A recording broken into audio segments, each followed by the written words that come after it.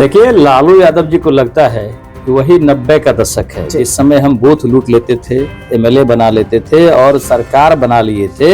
इनको लग रहा है कि वही 90 का दशक है, पुनः हम बूथ लूट लेंगे और सरकार में आ जाएंगे।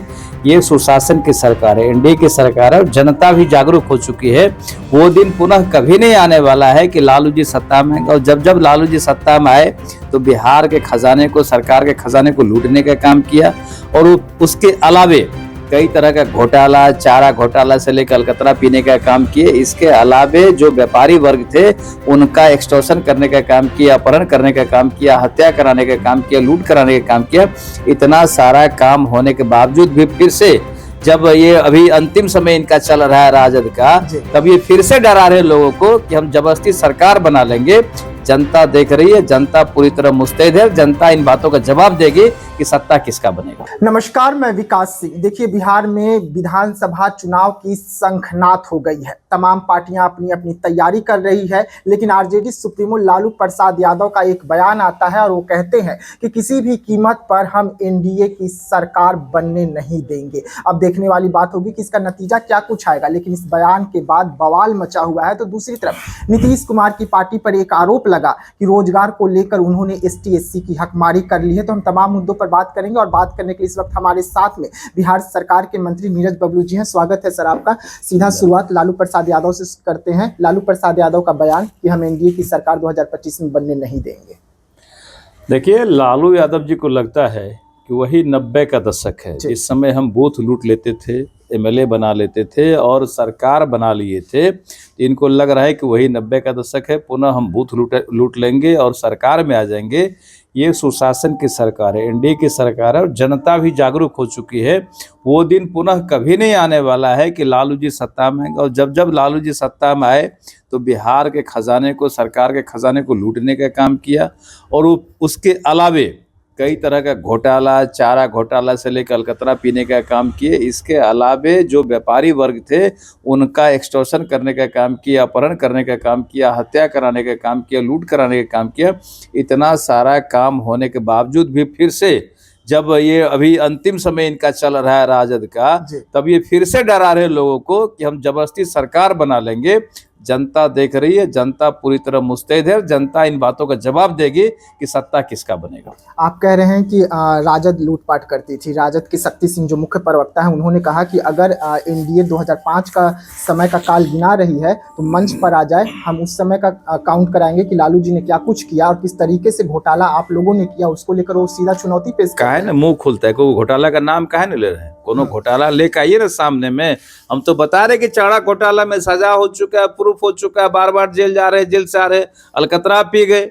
और आज सबसे बड़ा जो हम लोग कहा करते थे कि राजद के लोग हत्या कराते थे, लूट कराते थे, अपहरण कराते थे और सीएम हाउस में उसका फैसला होता था कि 5 करोड़ लेना है कि 10 करोड़ लेना है। लालू जी मुख्यमंत्री थे, क्या कर दे रहे, अपहरण कर लिया है, अरे कितना मांग रहा है, 10 करोड़ छोड़ो, 5 करोड़ दे तो हटाओ। तो ये स्थिति थी राजद के समय का।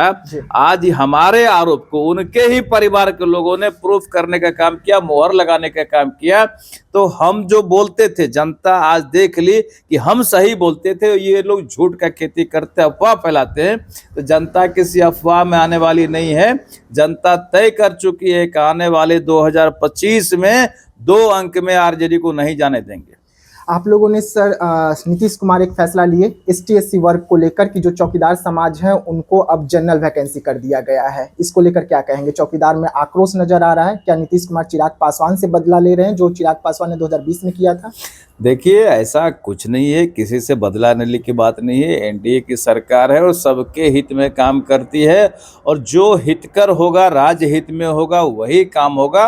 और यहाँ किसी को परेशान नहीं किया जाता, किसी से बदला नहीं लिया जाता है। जो राज्य हित में होगा वही काम होता है। आखिरी सवाल रहेगा आपसे। आपके विधानसभा क्षेत्र में संजीव मिश्रा जी लगातार जनसंपर्क यात्रा कर रहे हैं, लोगों से जुड़ रहे हैं और कह रहे हैं। कौन है संजीव मिश्रा जी? संजीव मिश्रा जी जो आप कैसे जानते हैं?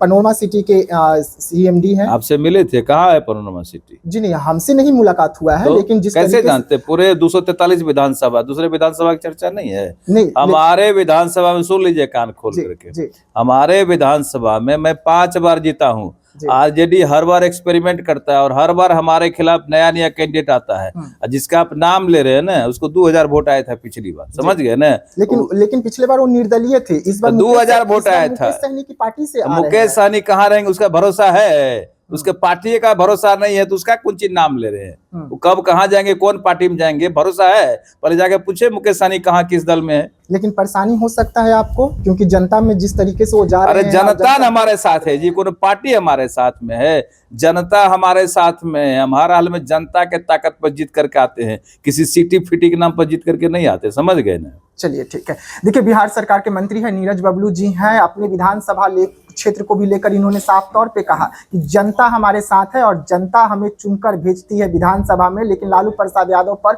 खूब गर्म हुए। अब देखने वाली बात होगी कि ये बयान जो आया है लालू प्रसाद का और लालू प्रसाद यादव पे जो आरोप लगे हैं वो कहां तक पहुंचती है और इसकी जांच कब तक होती है। तो ऐसे तमाम खबरों के लिए आप रहिएगा हमारे साथ, दीजिएगा इजाजत, धन्यवाद।